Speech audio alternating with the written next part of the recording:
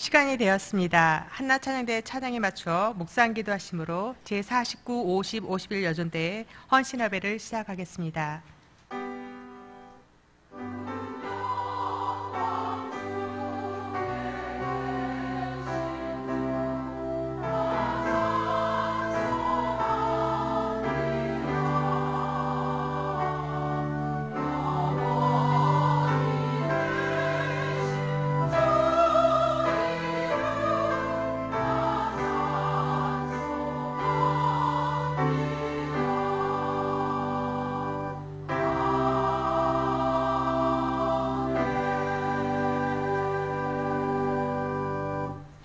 다 함께 찬송가 321장을 부르시겠습니다.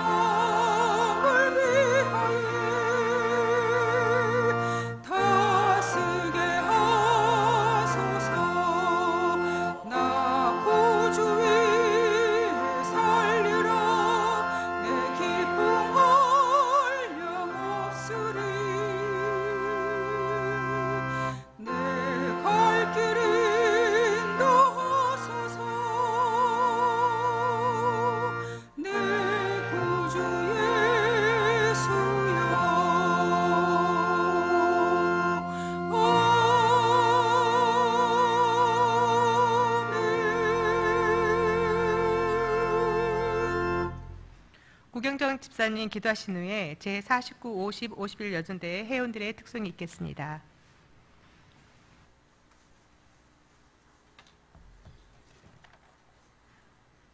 기도하시겠습니다. 사랑의 예수님 은혜를 감사드립니다. 화절기 연일 폭염으로 어렵고 힘든 가운데도 건강과 가정의 화목을 허락하신 주님의 은혜를 감사드리며 49, 50, 51 여전도에 헌신 예배를 드리게 하심을 감사합니다. 저희 여전도 회원들은 한 가정의 현숙한 아내로서 지혜로운 어머니로서 맡은 바 소명을 잘 감당케 하신 사랑에 감사드리며 주님의 참된 교회인 경양교회에서 한 지체로서 쓰임받게 하심을 감사드립니다. 각 회원이 구역장으로, 찬양대원으로, 교사로, 또 새소식방 교사와 방 제공자로 주님의 성전인 경양에서 야긴과 보아스의 기둥처럼 든든히 세워져가는 여전도의 회원들이 다 되게 하옵소서. 제27회 중고등부 SFC 학예수양회를 은혜롭게 주관하여 주시고 대학부와 청년회에서 준비하는 단기 선교의 시종을 지켜주셔서 안전하고 은혜로운 일정이 되게 하시며 선교지에서 많은 사람들이 주의 말씀을 앙망케 하여 주셔서 하나님이 높이는 거룩한 시간이 되게 모두에게 은혜로운 시간이 되게 하여 주시옵소서. 경양을 이끌어 가시는 담임 목사님의 휴가 기간 건강과 휴식을 허락하여 주시고 신원을 강건케 하시며 하나님의 말씀 사역에 충만함이 가득하게 하여 주셔서 선포되는 말씀에 경양의 성도들이 믿음이 굳건히 세워져 가게 하여 하옵소서. 말씀을 전하신 송강식 강도사님과 함께 하시어 말씀의 은혜가 되게 하시고 여전도 회원들과 경양의 성도님들 가슴에 감동을 받아 아멘으로 화답하는 귀중한 시간이 되게 하옵소서.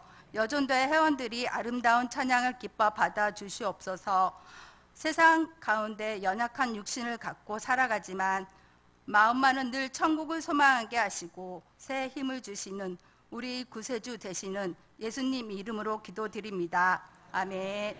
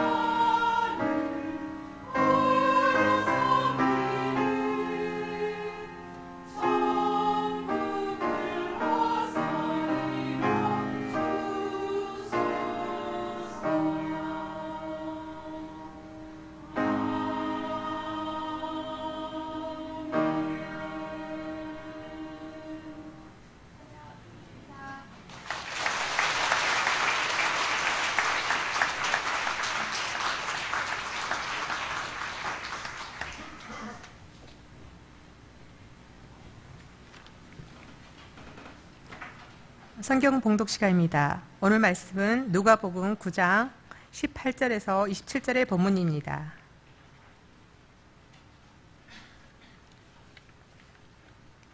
제가 20절을 봉독하겠습니다.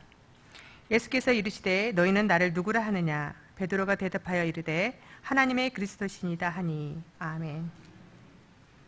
한나 찬양대 찬양이 있은 후 송강식 강도사님께서 하나님의 그리스도이시다라는 제목으로 말씀 전하시겠습니다. 많은 은혜 받으시기 바랍니다.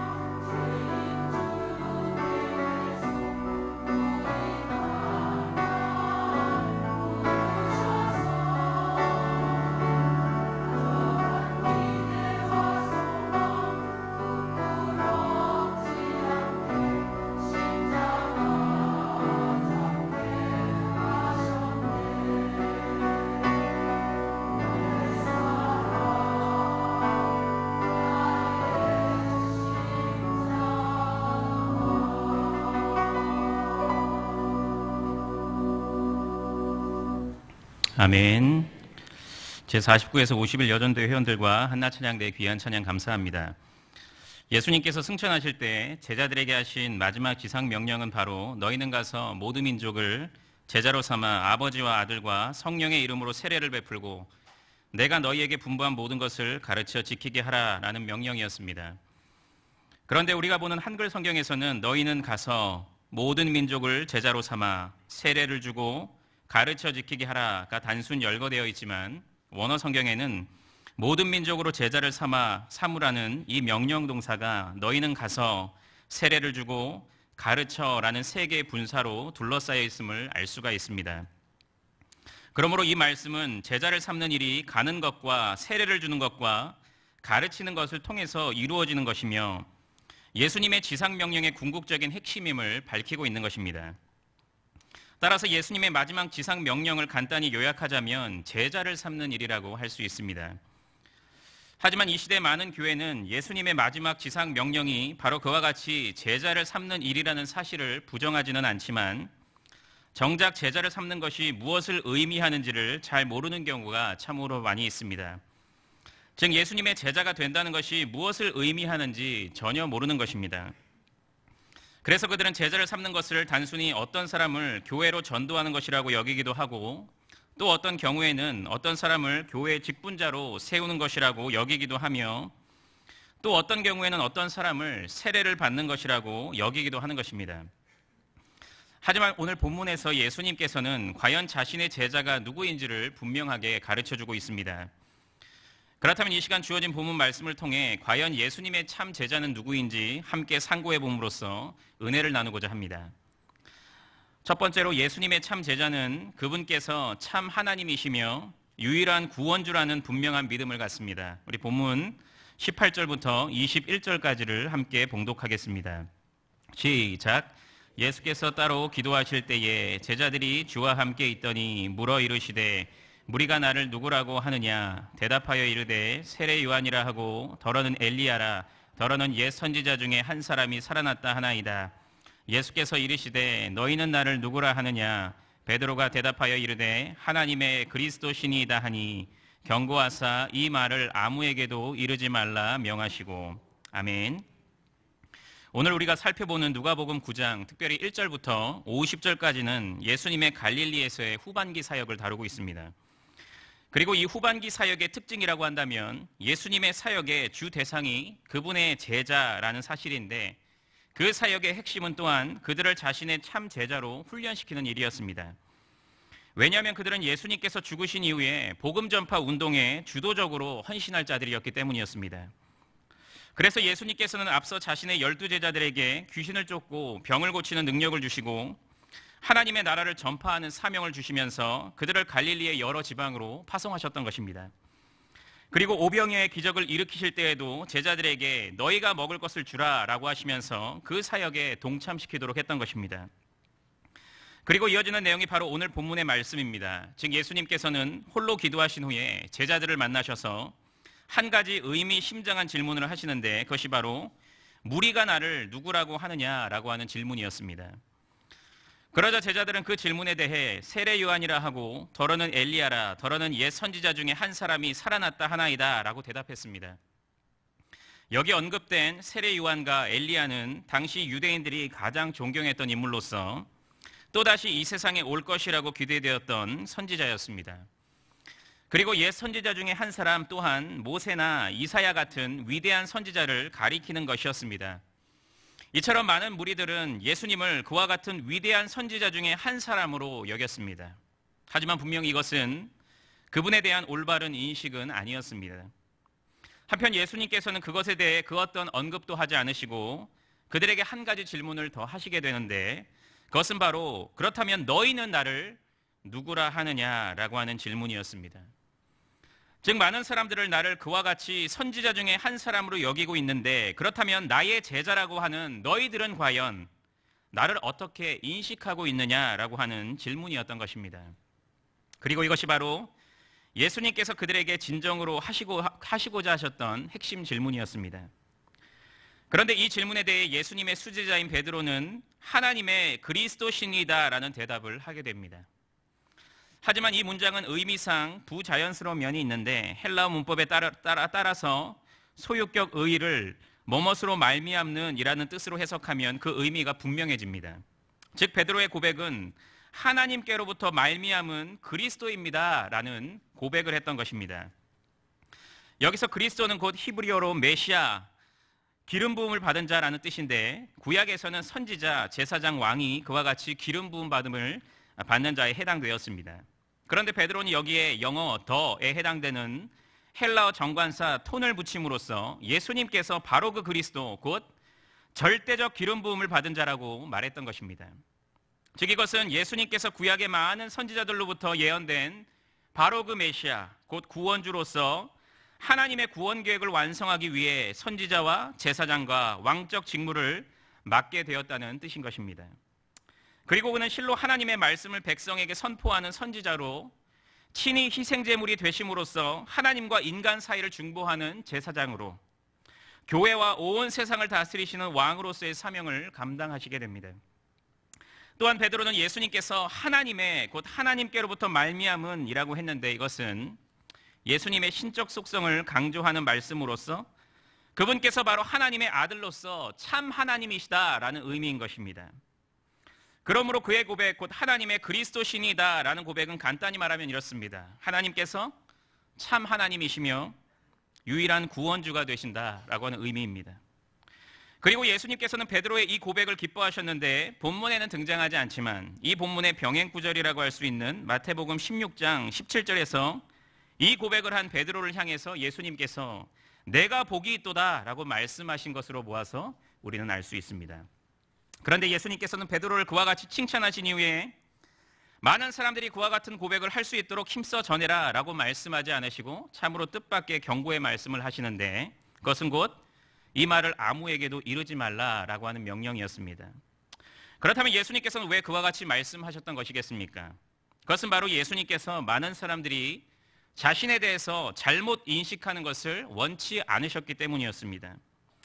즉 당시 유대인들은 정치적 메시아, 곧 현재 로마의 압제에서 자신들을 해방시켜주고 온 세상을 통치할 힘있고 능력 있는 메시아를 기다리고 있었는데 예수님께서는 자신이 그와 같은 메시아로 인식되는 것을 조금도 원치 않으셨던 것입니다. 왜냐하면 예수님께서는 한 민족의 정치적 야망을 실현시키기 위해 온 난세의 영웅으로 이 땅에 오신 것이 결코 아니라 온 인류의 죄 문제를 해결해 주시기 위해 오신 구세주로서 이 땅에 오신 것이기 때문이었습니다. 이처럼 하나님의 참제자는 예수님께서 누구이신가에 대한 분명한 인식을 가지고 있습니다. 즉 그들은 그분을 다른 많은 사람들처럼 그저 탁월하고 위대한 어떤 사람 정도로 여기는 것이 결코 아니고 참 하나님이시고 유일한 구원주로 인식하는 것입니다. 이것이 바로 참제자의 가장 기본적이면서도 중요한 자격 요건인 것입니다. 제가 미국에서 교회를 다닐 때 한 형을 알게 되었는데 그 형은 교회 일에 굉장히 열심이었습니다.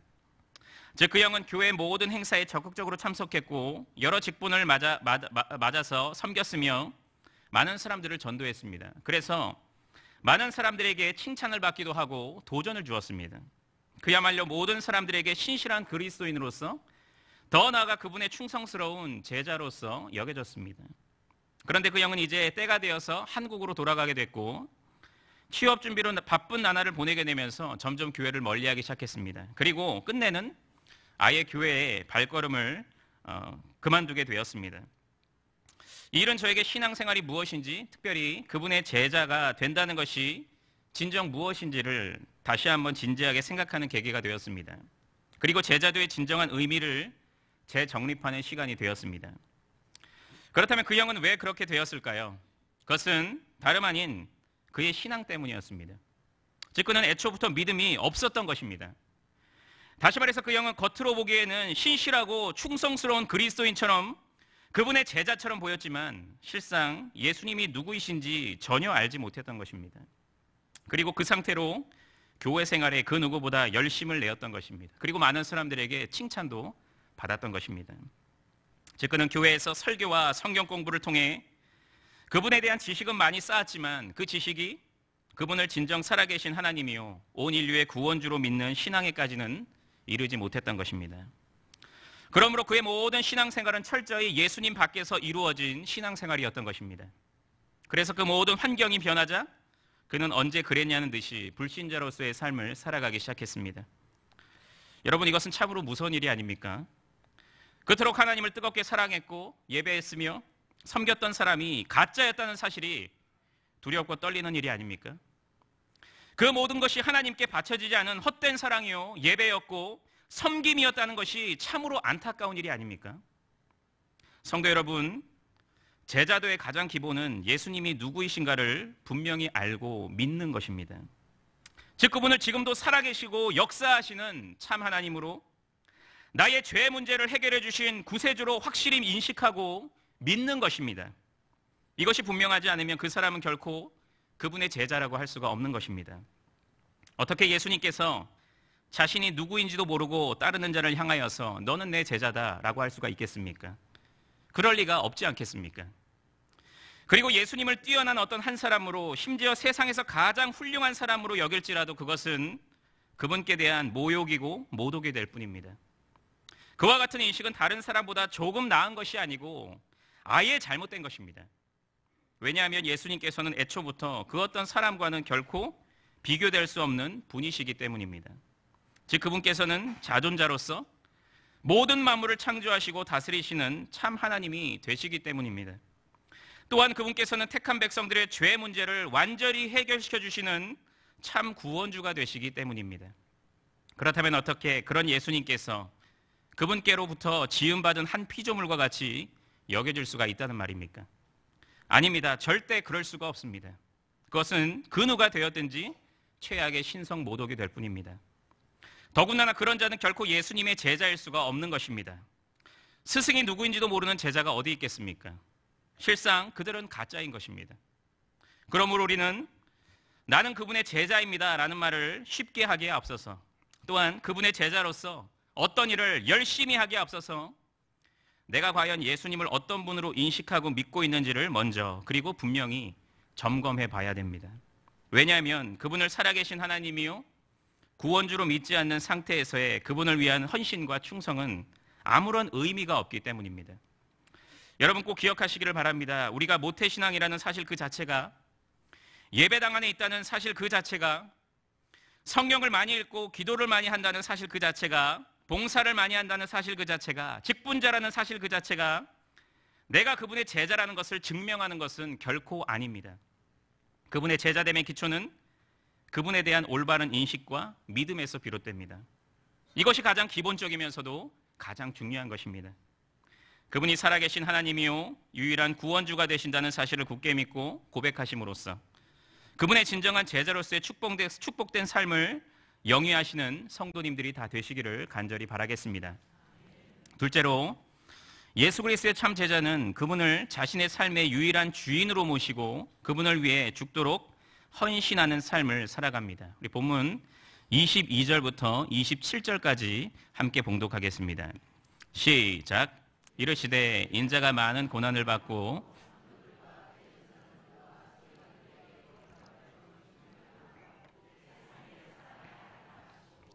또 우리에게 이르시되 아무든지 나를 따라 자기를 부인하고 날마다 제 십자가를 지고 나를 따를 것이니라.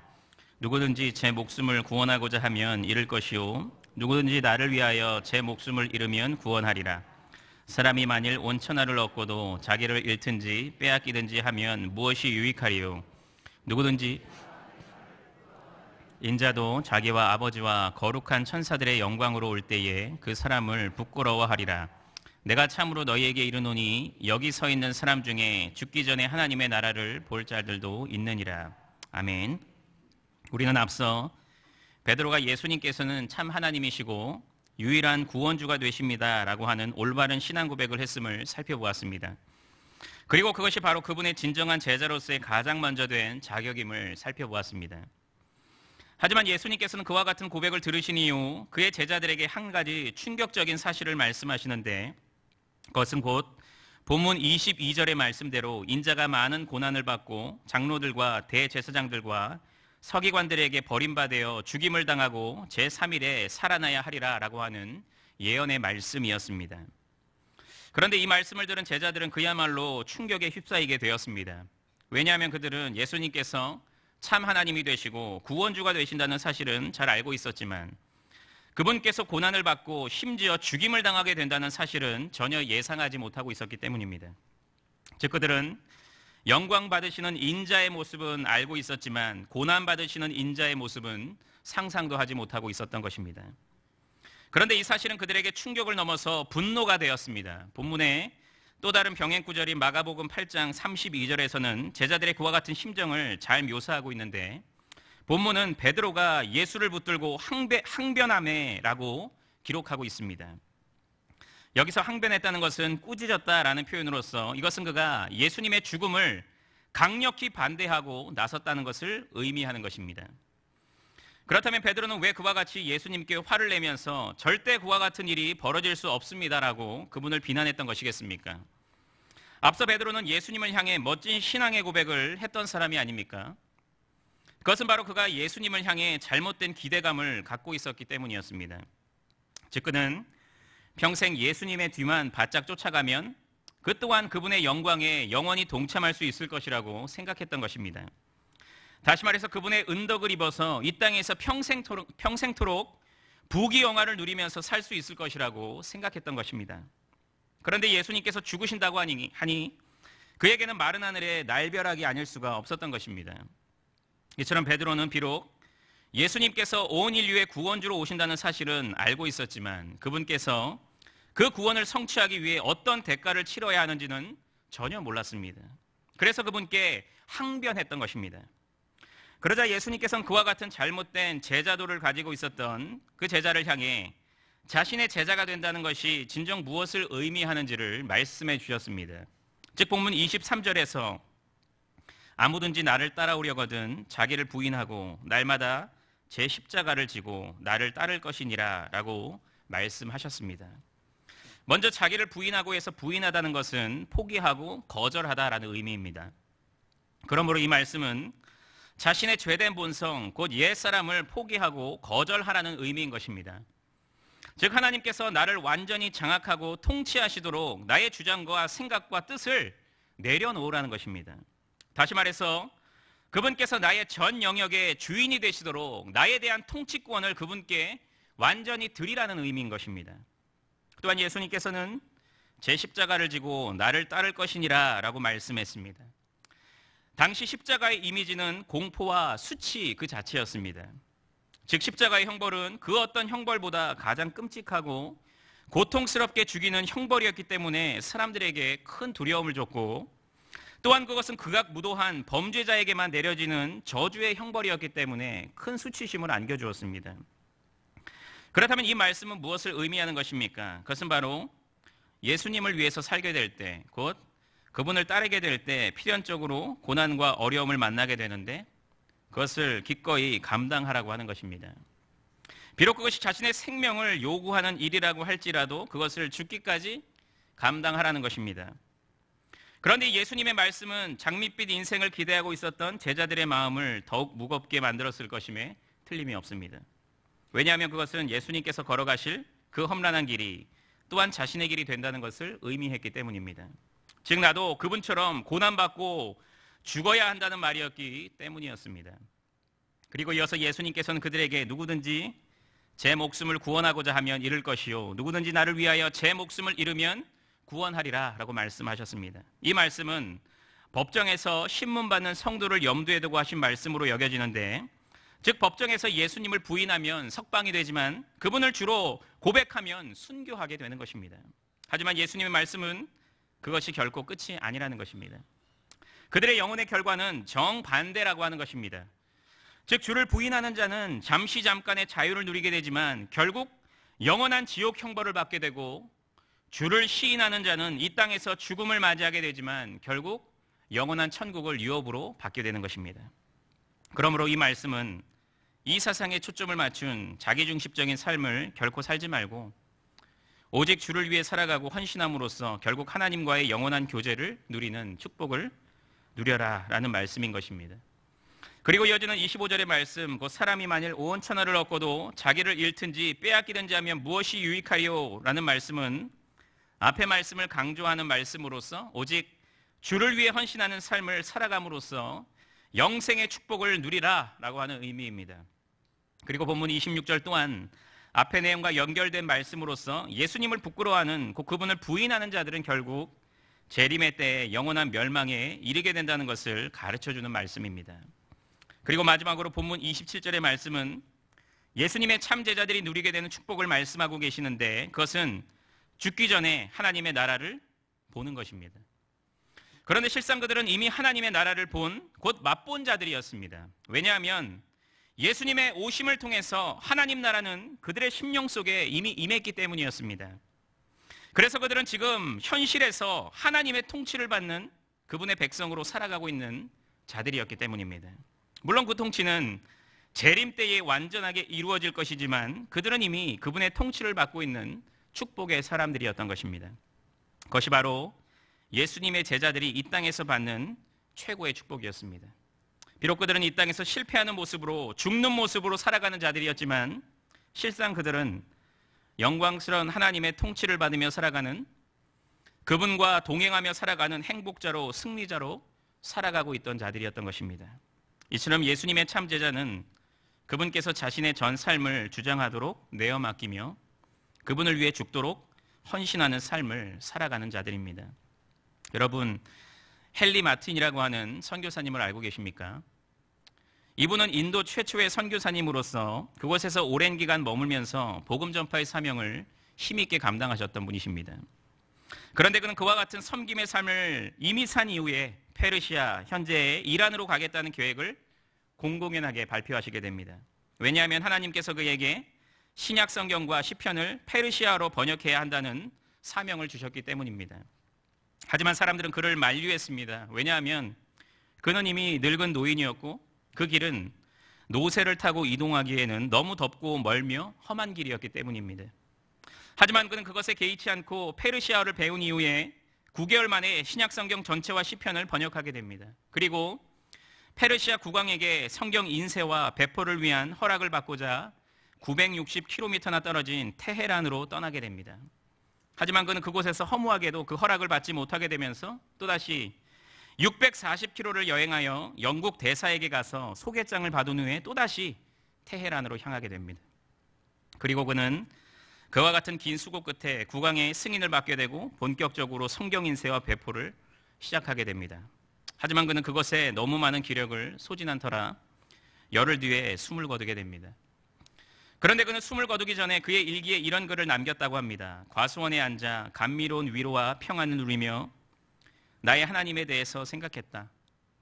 고독 속에서 나의 벗, 나의 친구, 나의 위로자이신 그분을 생각했다라고 말했다고 합니다. 이처럼 그는 진정한 제자도에 몰두해 있던 사람이었습니다. 즉 그는 분명한 목적 의식에 사로잡혀서 자기 목숨을 돌보지 않았던 것입니다. 다시 말해서 그는 하나님의 복음 전파 사명을 위해서 자신의 삶 전체를 아낌없이 드렸던 것입니다. 그리고 결국 그분의 생명을 그분께 바쳤던 것입니다. 이것이 바로 예수님의 참 제자의 모습입니다. 즉 그분을 쫓는 사람은 참 제자의 삶에는 대충, 적당히, 정도껏이라는 단어는 없습니다. 자신의 전부를 그분께 드립니다. 자신에게 필요한 것들을 다 제쳐준 이후에 남은 것을 가지고 그분께 드리지 않습니다. 자신에게 가장 귀한 것, 소중한 것을 그분께 가장 먼저 기쁨으로 드립니다. 그리고 그들은 그러면서도 헛된 기대감에 부풀어 있지도 않습니다. 즉 내가 예수님을 위해서, 교회를 위해서 이렇게까지 헌신했는데 그 하나님께서 나에게 큰 복을 주시겠지 하는 기대를 갖지 않습니다. 즉 그들은 주님을 위한 자신의 헌신을 자녀의 대학 문제, 남편의 승진 문제, 자신의 사업의 번창의 문제와 결부시키지 않습니다. 그래서 그들은 그것이 조금 잘 되지 않더라도 내가 이렇게까지 했는데 라고 하면서 하나님을 원망하지도 않습니다. 그들은 그저 예수님께서 자신에게 베풀어 주신 크신 사랑과 은혜에 감사하는 가운데 그분께서 걸어가신 십자가의 길을 묵묵히 걸어갑니다. 즉 그분께 자신의 모든 삶의 통치권을 끊임없이 바치며 그분을 위해 살게 될 때 겪게 되는 그 어떤 고난까지도 기꺼이 감수해내는 것입니다. 그리고 그들은 자신이 이미 하나님 나라의 백성이 되었다는 그 사실에 감사하면서 그것으로 인해 최고의 기쁨과 만족을 누립니다. 즉 그들은 예수님의 십자가 대속의 은혜로 하나님과 화목하게 되었고 더 나아가서 그분의 자녀가 되었다는 사실로 인해 진정으로 감격해합니다. 그리고 그분과 영원한 교제를 나눌 마지막 날을 고대하며 계속해서 그 십자가의 길을 걸어갑니다. 이것이 바로 예수님의 참 제자의 모습입니다. 성도 여러분, 그렇다면 우리는 예수님의 제자라고 할 수가 있습니까? 우리는 그분께서 걸어가신 십자가의 길을 걸어가고 있습니까? 아니면 그분을 이용해서 넓고 영광스러운 길만을 가기를 바라고 있습니까? 미국의 제26대 대통령인 시어도 루즈벨트 대통령은 이런 말을 남겼습니다. 그 이름을 기억할 가치가 있는 사람 가운데 편안한 삶을 산 사람은 아무도 없습니다. 라고 얘기했습니다. 여러분, 하물며 그분의 생명책에 기록된 우리이겠습니까? 그분의 제자로 부름받은 우리이겠습니까? 주님이 우리를 자신의 제자로 부르실 때 분명히 편안한 삶으로 부르시지 않으셨습니다. 그것은 고난의 길이고 죽음의 길입니다. 예수 그리스도의 참 제자는 그분께 자신을 다스리는 통치권을 온전히 내어드리고 그분을 위해 자신의 모든 삶을 아낌없이 바치는 자임을 기억하심으로써 또한 그러한 삶을 날마다 살아가심으로써 그분의 참 제자로 살아가시는 성도님들이 다 되시기를 간절히 바라겠습니다. 경행의 성도 여러분, 그리고 오늘 헌신을 다짐하시는 제49에서 51 여전도회 회원 여러분, 우리가 잘 알고 있는 존 스토트 목사님은 그의 책 제자도 마지막 문장에서 모든 제자도의 기본은 예수님을 합당한 호칭으로 부를 뿐 아니라 그분의 가르침을 따르고 그분의 명령에 순종하겠다는 우리의 결단이다 라고 말했습니다. 그런데 이것은 바로 우리가 나눈 오늘 설교의 요약이라고 할 수가 있습니다. 즉 예수님의 진정한 제자는 그분을 단순히 어떤 뛰어난 한 사람으로 인식하는 것이 아니라 그분을 참 하나님이요 구원주로 인식합니다. 즉 그분을 하나님의 그리스도로 인식하는 것입니다. 그리고 그렇게 고백합니다. 또한 예수님의 진정한 제자는 그분의 가르침을 따르고 그분의 명령에 순종하는데 그것은 곧 자기를 부인하고 자기 십자가를 지는 삶입니다. 즉 그들은 날마다 자신의 옛사람을 죽이는 동시에 그분의 통치를 받기를 즐거워하고 기뻐합니다. 또한 그들은 주님을 위해 그 어떤 고난도 기꺼이 감수해냅니다. 오히려 그것을 자신의 면류관으로 여기는 자들이 바로 그런 자입니다. 그리고 그들은 현재 자신이 그분의 통치 아래 있음을 최고의 축복으로 여기며 그 통치가 완전하게 임할 마지막 날을 갈망하며 이 땅에서 순례자요 나그네의 삶에 충실합니다. 이것이 바로 그분의 참 제자의 모습인 것입니다. 그런 의미에서 보자면 그분의 제자가 되는 것은 결코 쉬운 일이 아닙니다. 그냥 예배당에 앉아있다고 해서 설교를 몇 번 들었다고 해서 성경 공부를 수차례 했다고 해서 기도했다고 해서 자동적으로 되는 것이 아닙니다. 그것은 오직 성령의 능력으로 가능합니다. 그래서 오늘 본문의 병행 구절인 마태복음 16장에서는 베드로가 주는 그리스도시요 살아계신 하나님의 아들이시니다 라는 멋진 신앙 고백을 했을 때 예수님께서는 이를 내게 알게 한 이는 혈육이 아니요 하늘에 계신 내 아버지시니라 라고 말씀하셨던 것입니다. 그리고 갈라디아서 5장 16절에서는 너희는 성령을 따라 행하라 그리하면 육체의 욕심을 이루지 아니하리라 라고 말씀하셨던 것입니다. 그러므로 우리가 예수님의 진정한 제자로서의 삶을 살 수 있는 것은 오직 성령께서 우리를 주장하실 때 비로소 가능한 것입니다. 그렇기 때문에 우리는 참 제자로서의 삶을 살기 위해 즉 예수님에 대한 온전한 신앙 고백과 그분께서 명하신 십자가의 삶을 살아가기 위해 그분께 간구하며 그분의 도우심을 날마다 구해야 하는 것입니다. 말씀을 통해 깨닫는 지혜를 허락해달라고 순종하는 믿음을 허락해달라고 간절히 기도해야 되는 것입니다. 왜냐하면 그것이 바로 우리가 예수님의 참 제자로 세워질 수 있는 유일한 비결이기 때문입니다. 여러분 예수님의 신실한 제자로 살아가고 계십니까? 그러면 그와 같은 믿음을 허락하신 하나님께 진정으로 감사하시기를 바랍니다. 그리고 계속해서 그와 같은 복된 삶을 살아가시기를 바랍니다. 그것이 바로 신자가 살아가고 있는 최고의 복 중의 복입니다. 그리고 혹시 이 자리에 계신 성도님들 중에 여전히 세상의 미련을 둔 채 예수님을 더디게 쫓아가고 계시는 분이 계십니까? 그렇다면 진정 예수님의 제자로서의 삶만이 하나님께서 인정하시는 가장 복된 삶임을 기억하시고 여러분이 최우선으로 여기는 그 모든 것을 내려놓고 그분만을 바짝 쫓아가시기를 바랍니다. 그러면 여러분들은 이 땅에서부터 하나님의 통치가 임하는 천국의 기쁨을 누리게 될 것입니다. 그리고 앞으로 맞이하게 될 저 새하늘과 새 땅에서 그 기쁨을 더욱 생생하면서도 풍성히 누리게 될 것입니다. 예수님의 참 제자만이 누리는 이 은혜를 충만히 누리시는 제49에서 51 여전도회 회원들과 모든 경영의 성도님들이 다 되시기를 간절히 바라겠습니다.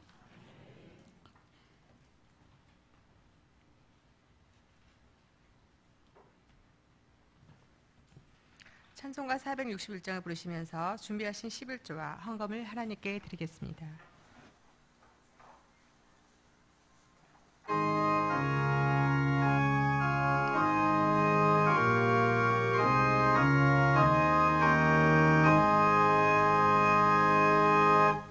십자가를 질 수 있나 주가 물어보실 때 죽기까지 따르오리 성도 대답하였다. 우리의 심령 주의 것이니 주님의 형상 만드소서. 주인도 따라 살아갈 동안 사랑과 충성 늘 바치오리다. 너는 기억하고 있나 구원받은 강도를 그가 회개하였을 때 낙원 허락받았다. 우리의 심령 주의 것이네 주님의 형상 만드소서. 주인도 따라 살아갈 동안 사랑과 충성 늘 바치오리다. 걱정 근심 모든 그늘 너를 둘러 덮을 때 주께 내 영 맡기겠나 최후 승리 믿으며 우리의 심령 주의 것이네 주님의 형상 만드소서. 주인도 따라 살아갈 동안 사랑과 충성 늘 바치오리라.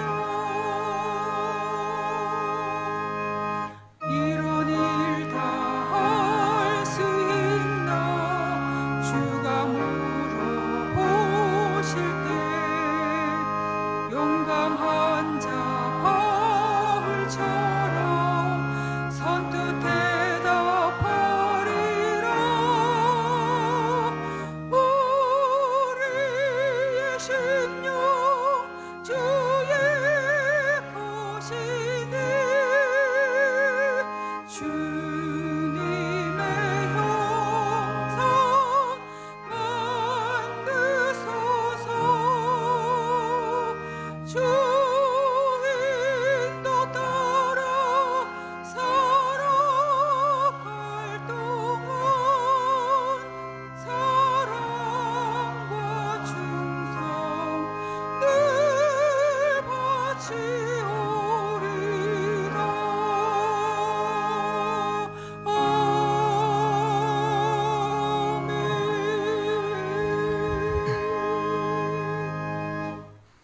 교회 소식입니다. 휴가차 미국을 방문 중이신 담임 목사님께서는 금주 귀국하시겠습니다. 계속해서 목사님과 교회를 위해서 기도해 주시기 바랍니다. 제27회 중고등부 SFC 학예수양회가 내일 목요일부터 토요일까지 제네바 신학대학원에서 박윤성 목사님을 주강사로 모시고 진행되겠습니다. 중고등부 SFC 운동원들은 목요일 낮 12시까지 지하 2층 제3성전으로 모여주시기 바랍니다. 대학부 SFC 단기 선교팀이 금주 금요일부터 8월 3일까지 카자흐스탄 알마티에서, 청년의 단기 선교팀이 금주 금요일부터 8월 4일 캄보디아 프놈펜에서 단기 선교를 통해 선교사님을 돕고 성경학교와 지역봉사 등 선교 현장을 체험하고 돌아오겠습니다. 금요일 기도회는 오후 9시에 있습니다. 금주 기도회 중 특송은 제1에서 36 여전도회 회장단이 준비하시겠습니다. 교육기관 여름 행사 일정이 교회보 12쪽에 안내되어 있습니다. 우리 교회 아름다운 전통인 여름 성경학교 운영을 위해 서리 집사이상 재직 찬조를 받고 있습니다. 재직께서는 많이 협력해 주시기 바랍니다. 2018년도 하반기 SFC 학습 세례 입교 교육이 다음 주일부터 진행됩니다. 해당되는 운동원들은 담당 교육자에게 신청해 주시기 바랍니다. 다음 주일 낮에는 정기당회가 있으며 밤에는 경양선교회 헌신 예배로 드리겠습니다. 예배 후 구역장 성경 공부가 있겠습니다. 구역장님께서는 교구별로 자리에 앉아 주시기 바랍니다. 감사합니다. 이어서 여전대회 소식입니다. 제49, 50, 51 여전대회 헌신 예배를 허락하신 하나님께 감사를 드립니다.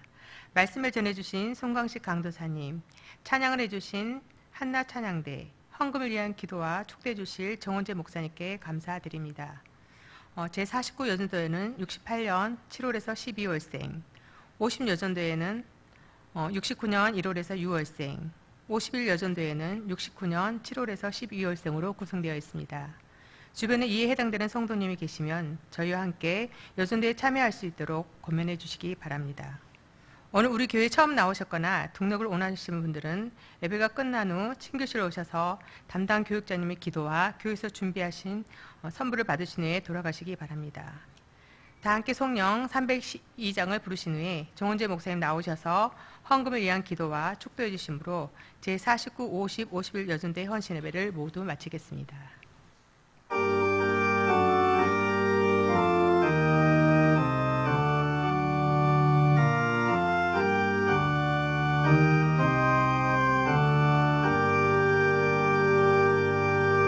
너 하나님께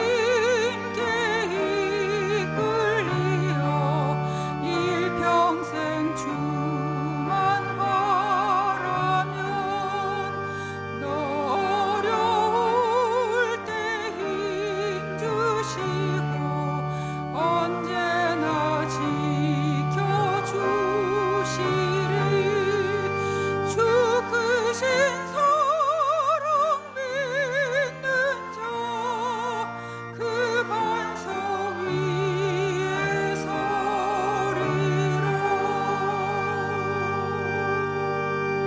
너 설레는 맘 가다듬고 희망 중 기다리면서 그 은혜로우신 주의 뜻과 사랑에 만족하여라.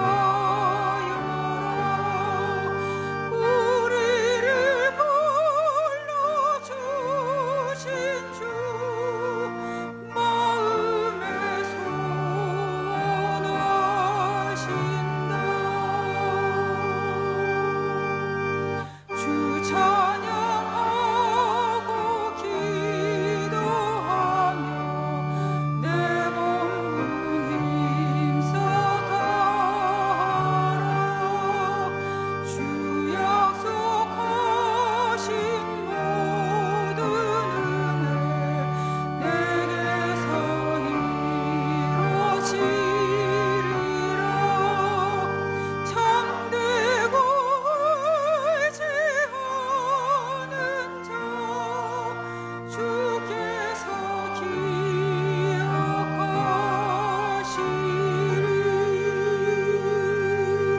아멘.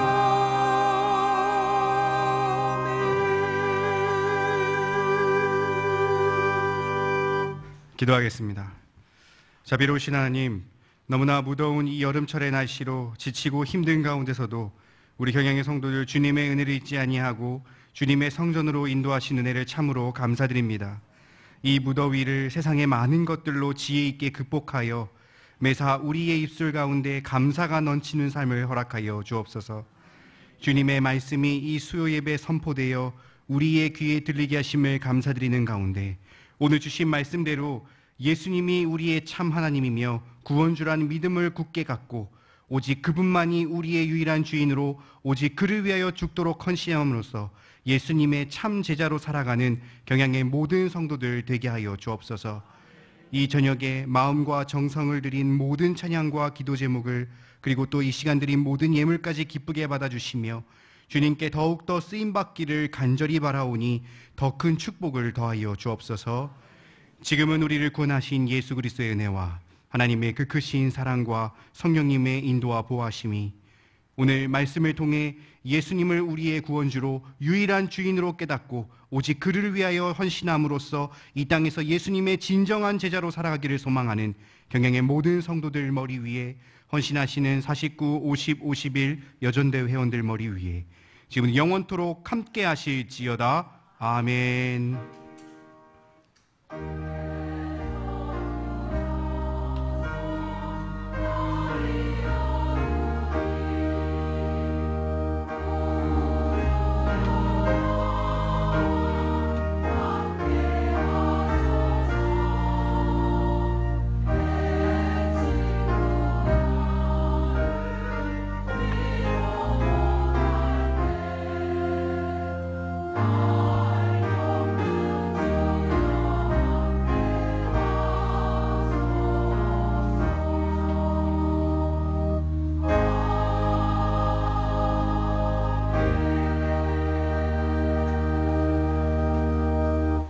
예배를 모두 마쳤습니다. 조심히 돌아가시고 금요 기도회 때 꼭 다시 뵙겠습니다.